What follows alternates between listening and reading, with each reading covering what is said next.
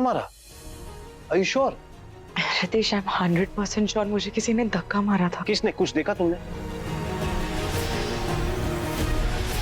इससे पहले कि मैं देखती, मैं शायद बेहोश हो गई। अजब अजब, रिलैक्स रिलैक्स। पानी पी लिया? No, I am good. मेरे भाई राहुल, आजा यार, कैसा है? कैसा है भाई? क्या है ये सब रितेश? घर में इतना कुछ हुआ और तूने मुझे बताया तक नहीं। चल तू अब आ गया ना, अब संभाल लेना। और भाभी कैसी है अभी आपकी तबीयत? अब ठीक हूँ मैं। तू इंदु से बात कर, मैं 2 मिनट में आता हूँ। I am very sorry for all this भाभी, काश में यही होता। इट्स ओके, अब तुम आ गए हो ना, अब देखना मुझे कुछ नहीं होगा। बिल्कुल। वैसे भाभी, डॉली चाची ने मुझे बताया समीर की बेल के बारे में, एंड आई नो कि अगर आपने समीर की बेल करवाई है तो जरूर इसके पीछे कोई बड़ा रीजन होगा, वरना आप बेवजह इतना बड़ा फैसला नहीं लेंगे। राहुल। जी भाई। क्या है ये ब्रो? ये पेपर्स हमें हाई कोर्ट में सबमिट करने हैं। जून की कस्टडी पेपर्स हैं। आज से फाइल तू संभालेगा। Sure bro, of course. अब मैं वापस आ गया ना, तू अब से ये सब काम मुझ पे छोड़ दे। पर अब से तू सिर्फ भाभी का ध्यान रखेगा, और जब तक ये ठीक नहीं होगी तू यहाँ से हिलेगा नहीं, है ना भाभी? दी,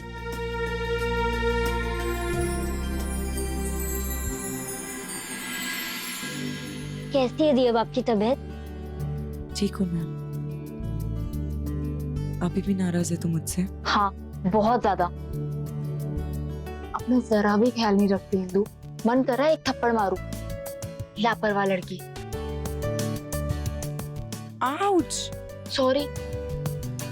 मजाक कर रही थी। प्लीज जल्दी से ठीक हो जा। तू यहाँ पे ऐसे बैठी हुई ना एकदम भी अच्छी नहीं लग रही है। तू सीढ़ियों से गिरी कैसे? पैर फिसल गया था तेरा? मेरा पैर नहीं फिसला विवेक, मुझे किसी ने धक्का मारा था। किसने? पता नहीं, पर इतना यकीन से कह सकती हूँ कि किसी ने तो मुझे धक्का दिया था। ये समीर ने तो नहीं किया? डेफिनेटली समीर नहीं किया होगा। जिस तरह लिविंग रूम की लाइट गई थी, ये कोई बाहर वाला नहीं कर सकता। मेरा बस चले ना, अभी के अभी उसको उठा के घर से बाहर फेंक दो, ताकि वो जून को साथ में लेके जा सके। इसीलिए तो चुप बैठा हूं यार।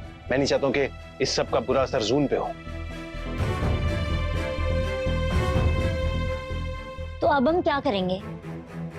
हाथ पे हाथ रख के बैठे थोड़ी रहेंगे। अंजलि, हमें जो कुछ भी करना होगा बहुत सोच समझ के स्मार्टली करना होगा।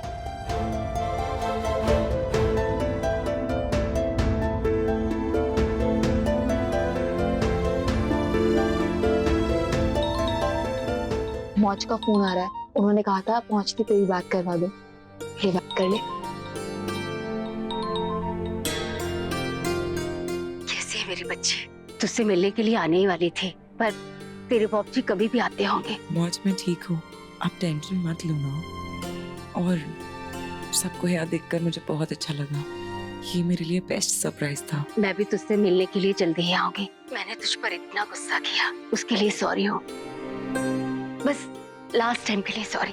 मौज, आप क्यों सॉरी बोल रहे हो? आपको मुझ पर गुस्सा करने का पूरा हक है, और मुझे पता है आपका गुस्सा किस वजह से था। अच्छा इंदु बेटा, तू सीढ़ियों से कैसे गिरी? मौज को अगर सच बताया तो वो परेशान हो जाएगी। वो पहले से इतनी परेशान है, मैं उन्हें सच बताकर और परेशान नहीं करना चाहती। मौज, आप वो सब छोड़ो ना, आप मेरी टेंशन मत लो। मैं जैसे ही ठीक हो जाऊंगी ना, सबसे पहले मैं आपसे मिलने आऊंगी। पता नहीं क्या हो रहा है बेटा, मन में अजीब सी बेचैनी रहती है। हमेशा तेरी और जून की चिंता लगी रहती है मुझे। आप ना रोते बहुत हो। ये रोना हमारी खानदानी बीमारी है क्या? तेरी आवाज से लग रहा है कि तू भी रो रही है। मैं कुछ भी, मैं तो बिल्कुल ठीक हूँ। अच्छा इंदु बेटा, एक बात बता, तू मुझसे कुछ छुपा तो नहीं रही है? मतलब कि ये जो तू सीढ़ियों से गिरी है, इसके पीछे कहीं समीर? नहीं मौज, आप कैसी बातें कर रही हो? ऐसा कुछ नहीं है। इंदु बेटा, एक बात अच्छी तरह से समझ ले, जैसे तेरे लिए जोन है ना, वैसे ही मेरे लिए तू है। जैसे तू कभी जोन को कुछ नहीं होने देगी ना, वैसे ही मैं भी तुझे कभी कुछ नहीं होने दूंगी। मेरी शेरनी जैसी मौज अगर मेरे साथ है तो मेरा कोई बाल भी बांका नहीं कर सकता। अच्छा इंदु बेटा, मैं फोन रखती हूँ, लगता है दरवाजे पर कोई है। और हाँ, अपना ध्यान रखना और रोना बिल्कुल नहीं। बाय मौज।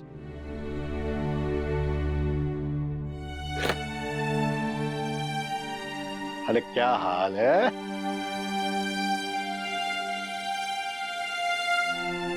क्या हुआ?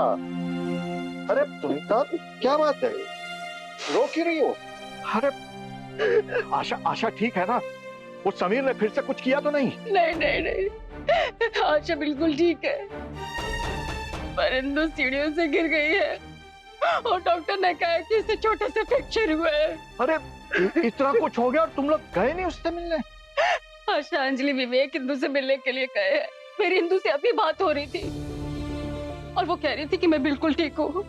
जब मैंने उससे पूछा कि ये सब कैसे हुआ तो उसने मेरी बात को टाल दिया।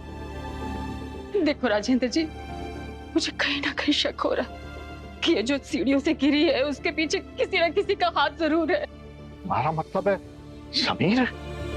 हाँ। इतना घिरा हुआ इंसान है ना, नर्क में भी जगह नहीं मिलेगी उसे। सुनीता जी, मुझे माफ कर दो, ऐसे अकेला छोड़कर मुझे नहीं जाना चाहिए था। नहीं नहीं, ऐसी बात नहीं है। आप ठीक है ना? और आपके दोस्त बिल्कुल ठीक है ना? हाँ, वो अभी ठीक है। चलो एक काम करता हूँ, तुम्हारे लिए ना कुछ बढ़िया सा खाना बनाता हूँ आज, जिसे खाते ही ना तुम्हारा मूड एकदम फ्रेश हो जाएगा। बताओ क्या खाना चाहोगी? कुछ नहीं। अरे ऐसे कैसे कुछ नहीं? तुम्हारे पेट में जो चूहे कूद रहे ना, उन्होंने मुझे फोन किया था, बोला भूख लगी। बताओ क्या खाओगी? अच्छा चलो मैं ही देखता हूँ कौन सी सब्जियां पड़ी हैं, कुछ स्पेशल बनाता हूँ। हैं? आओ आ जाओ। हम दोबारा उसकी कंप्लेंट करके उसको जेल भेज देते हैं ना? वो दोबारा वापस आ जाएगा। तो क्या करें? इस प्रॉब्लम का सलूशन क्या है? वही जो रितेश भाई ने बोला, हमें उसे बहुत स्मार्टली हराना होगा, जिससे वो हार भी जाए और अटैक करने लायक भी ना बचे। लेकिन हमारे पास बहुत कम टाइम बचा है। हमें जो भी करना है वो जल्द से जल्द करना है। हम एक काम करते हैं, हम उसे सीढ़ियों से गिरा देते हैं, तब शायद उसकी अकल ठिकाने पे आ जाए। अगर वो भी नहीं होता तो हम उसे किडनैप करवा देते हैं। हम उसे वैसे ही टॉर्चर करेंगे जैसे उसने आशा भाभी को किया। इससे हम सबको जेल में जाना पड़ेगा अंजू, हम कुछ इलीगल नहीं कर सकते। जब वो हमारे खिलाफ झूठे सबूत इकट्ठा कर सकता है तो हमें समीर के अगेंस्ट उसके सारे प्रूफ इकट्ठे करने होंगे, और उसकी छोटी से छोटी बात हमें कोर्ट में प्रूफ करनी होगी। हमें हाई कोर्ट में साबित करना होगा कि समीर बहुत ही डेंजरस इंसान है और एक बहुत घटिया बाप। जैसे कोर्ट में तुझे बुरा बाप बनाया था, ठीक वैसे हम कोर्ट में समीर का पर्दा फाश कर देंगे। सच का रास्ता अपनाकर हम कोर्ट में ये भी साबित करेंगे कि रितेश के खिलाफ जो भी सबूत इकट्ठा हुए थे वो सब झूठ थे और रितेश एक अच्छा पिता है।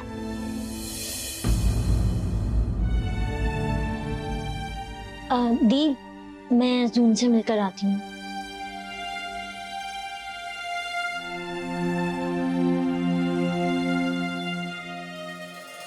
अंजलि,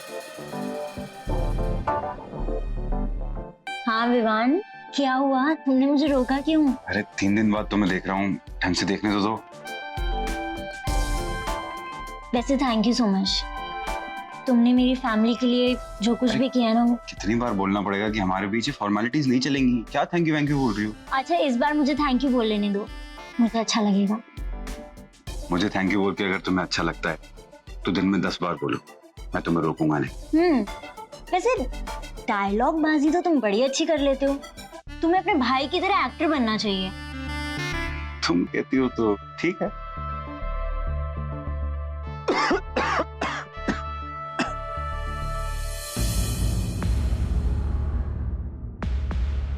अंजलि कैसी हो तुम? तुम यहाँ बेबी सिटिंग के लिए आ गई फिर से? बट हमने बुलाया नहीं था किसी को। हमारे घर में ऑलरेडी इतने नौकर हैं, हमें और नौकर की जरूरत नहीं है। अभी से बात करना ठीक नहीं है। विवान, मेरे बाइक की चाबी ले आइए। हाँ लेके आता हूँ। अभी मुझे इसकी बात माननी पड़ेगी वरना हमें आगे की इन्फॉर्मेशन नहीं मिलेगी। मैं आता हूँ।